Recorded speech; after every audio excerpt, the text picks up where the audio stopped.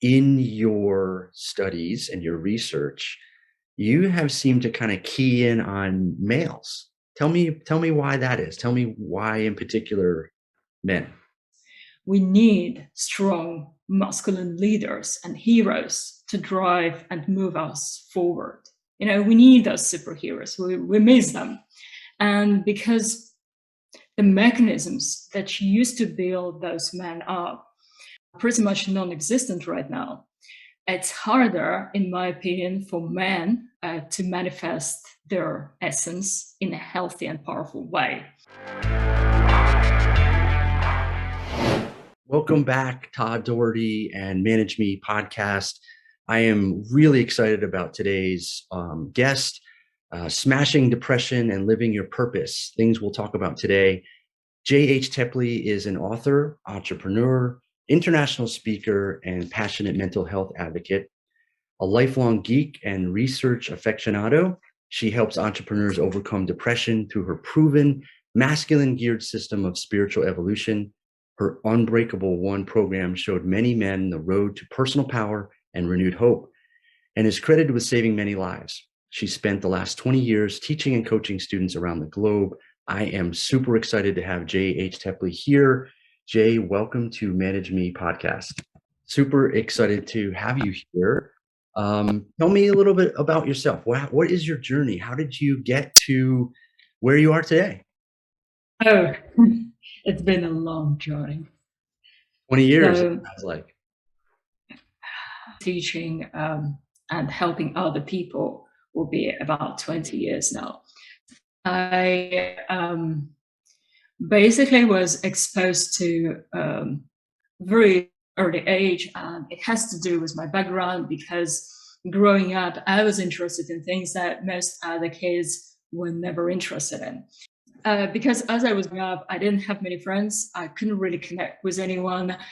And so I would spend lots of time alone. And obviously, growing up, that was a challenge originally.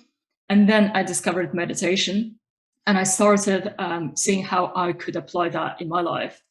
And because I was a researcher by nature, even I remember I was reading encyclopedias and things like that, even as soon pretty much as I learned to read. So I was 6, 7, 8, 9.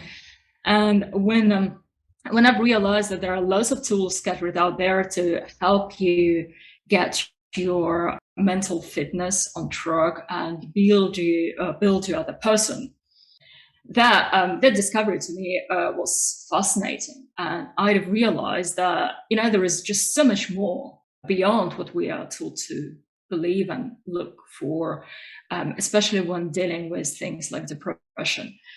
And personal journey wasn't really something that most people would think of as a happy childhood in terms of, I mean, the family was great, but they didn't know what I was going through because I didn't want to share it with them because I didn't want to bother them or worry them. And similarly, I had reservations about sharing it with other people, even those few people that I knew, because every time I tried to reach out to someone, I could tell that they didn't understand, that they had maybe some ready answers or ready coping mechanisms which just didn't feel right. So I was never lucky to find a mentor. I always wanted to meet someone like myself, someone who would say, hey, I really get it, I've been through it, and I know what to do. But that never happened. This is why my journey took so long. But I also learned a lot, and I gathered a lot of tools and strategies along the way. So that was good in that way. Well, thank you for sharing your journey. Two things on that. One is you mentioned reading encyclopedias, and I remember being a kid, and my parents had bought the whole Encyclopedia Britannica, and I never told anybody this, but I used to love just randomly grabbing a letter and flipping open encyclopedia and just reading Yep. about whatever topic came up. I used to love that. So we have that in common.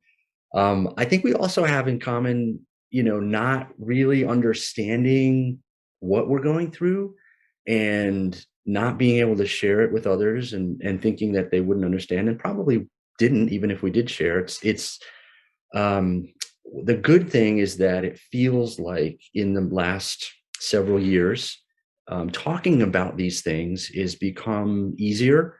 Not that everyone understands, but more people I feel understand.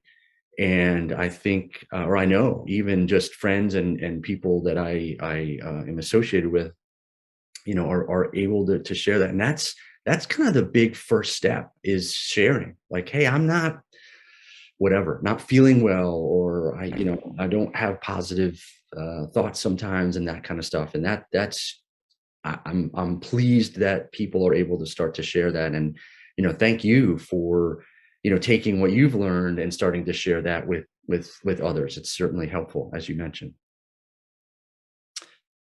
So in your studies and your research, you have seemed to kind of key in on males. Tell me why that is. Tell me why in particular men. All right. Well, there are two reasons for that.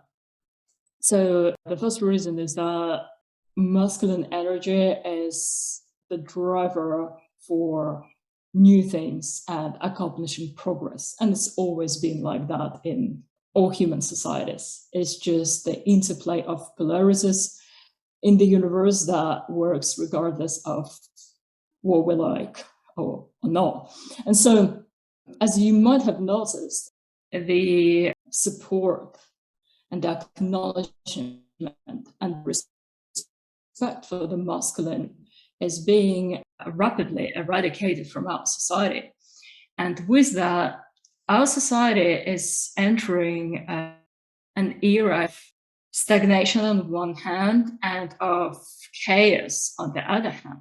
And this is because we need strong masculine leaders and heroes to drive and move us forward. We need those superheroes. We miss them. And because the mechanisms that used to build those men up are pretty much non-existent right now, it's harder, in my opinion, for men to manifest their essence in a healthy and powerful way.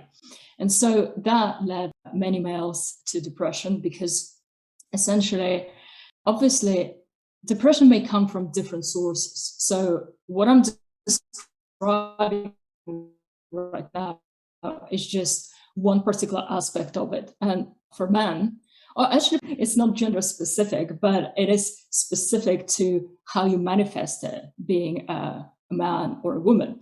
And so depression often means that you are not aligned with your true power, that whatever you are doing on the conscious level, on the ego level, your soul disagrees with. And your soul only wants you to step into your true powerful essence. It doesn't want anything more than that. And when men feel disconnected with their true masculine principle, they become very vulnerable, and actually vulnerable in a negative way, because right now in our society we're talking about the power of vulnerability in terms of being open and sharing and all of that. This is not the vulnerability I'm talking about. What I'm talking about is being more open to mental manipulation, being more accepting of other people's views, whether they're true or not, and basically being more open to be pushed around and not following your true path, which in turn makes that depressive tendencies even worse. And so one reason why I'm doing this work is because I've recognized the need of support and respect for the masculine principle. And so we can drive our society forward to something better. So this is one part of the equation, because I think it's really needed, and I think it's really urgent. And it came to the point that, I was talking to many guys and they didn't even have a clear idea of what the masculine principle was about. And because they didn't have an idea, they didn't even know what it is they were looking for. And all those things that I've seen around so far, I obviously did my research, that say it would be based on something that's popular and actually made sense over a century ago. So it's either something from the 19th century, the Victorian gentleman, or it's the soldier kind of archetype, First and the Second World War. And thing is, time changes. And as time changes, so do the demands that it imposes on us. You probably know this famous saying that the times change and we change in them. And this is very true, even though it comes from ancient Rome. They knew it even back then. And so right now, this principle of masculinity needs to be congruent with the spirit of time. So the zeitgeist, if you want to call it this way, actually has its own demands and priorities. And so many men who try to follow that path because they long for that masculine core, they want to rediscover it and to reunite with it naturally, they get sidetracked by those ideas of trying to role play some ideas, some concepts that are not really relevant to our times right now. And the second part of the equation is that in my own experience, I still feel strange talking about it, but I guess I have to I have to share it because I wouldn't be able to explain my point otherwise. So I'm one of those people who remember their past incarnations. And me specifically, I've been predominantly incarnated in male bodies. This is because souls, just like bodies, can be male and female. And so for me specifically, because I'm originally a male soul, the majority of my incarnations were aligned with that polarity. And not just that, but I've been through I would say, very masculine jobs, like many of my incarnations, where a warrior or a soldier of some kind, and a monk. So I'm both on the warrior and the spiritual side. And so throughout those centuries, I had a lot of, I would say I have had a lot of time to observe what works and what doesn't.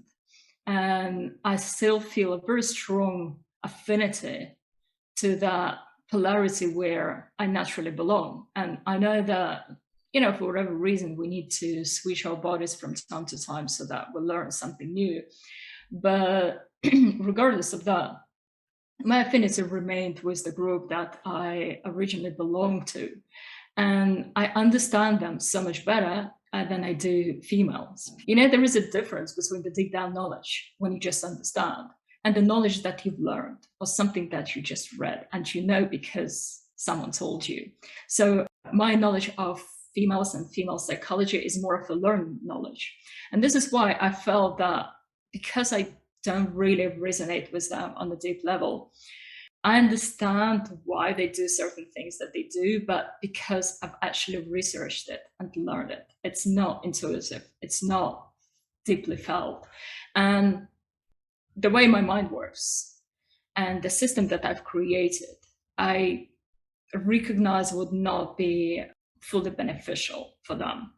And because there are so many teachers right now helping females and just female support groups and you name it. And I think there is a great need for men to do it because there are not many people who help them. And even amongst those people who say they do, I've noticed many of them actually do it in a way that in many cases serves to damage that person even further and taking them even further from where they're supposed to be.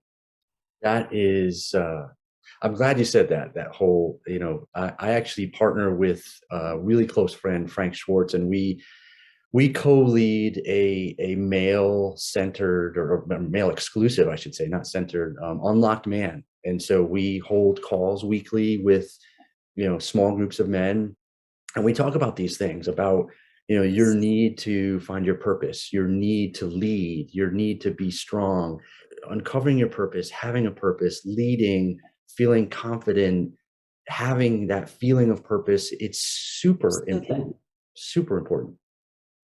Absolutely. So yeah, that's one of the things because for men, not having a purpose to live for, that is basically the main thing that brings about their downfall. And as a person, I mean, because how we can talk about a broken man, but we don't really, there is not a saying, oh, look, a broken woman. It just doesn't exist because one of the differences between these two principles, the masculine and the feminine, is that the male principle, you can see it as very strong, but brittle in a way. So it's like, say, a metal rod, but it's a metal that if you hit it too hard, let's say a diamond, that would be a better comparison.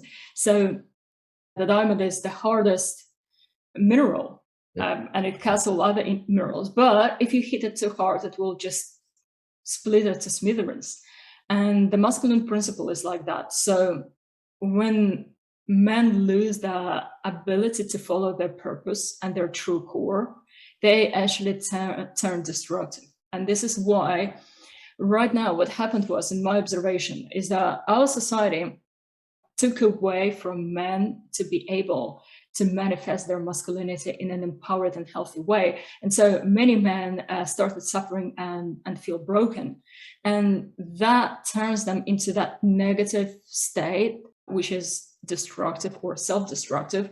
And then our society was quick to blame them for it.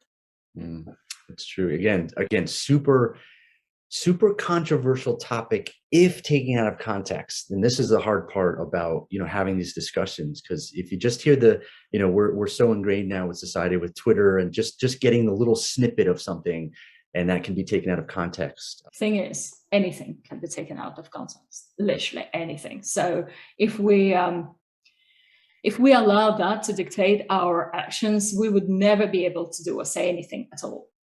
Absolutely. I'm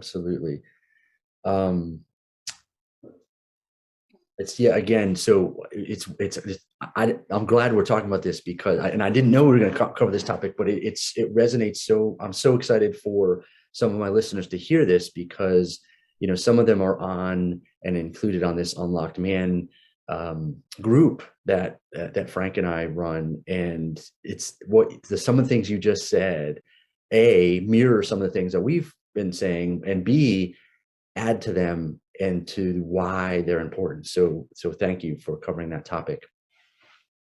I really want to spread awareness that there is someone out there trying to help, and that, male as a group, they need this clear action plan to achieve things, because that's how the male psyche works. Men are not as easily led by intuition as women are. And this is why, if they don't have this guidebook of some kind, they actually tend to feel stuck and depressed. And depression and not living your purpose is usually the same thing. So, as I said, there are some other underlying roots of depression, like the state of the body, for example. But if we're talking about the spiritual level purely, it's basically that. So if someone feels depressed, it means that they're not living their purpose, and their ego things that they do, especially if they have lots of, say, status symbols and lots of money and lots of connections. And then the ego goes, well, you've achieved your purpose because look at your career, like it's blooming, your company's blossoming, your profits, amazing, just be happy. And the soul goes, well, yeah, but that is not your purpose, mate. You need to wake up. And what it starts doing is then it sends like a little signal, like a little nudge going, hey, you're off track. And if that person ignores that and they keep going, well, unfortunately, sometimes the soul can go, well, if now gets to listen, there we go. That's your suicidal thoughts right here.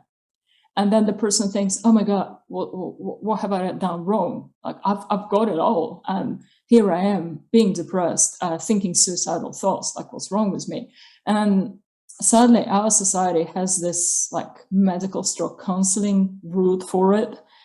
And I believe that, I acknowledge it may work for some people, but specifically for entrepreneurs, I don't believe it does. Right.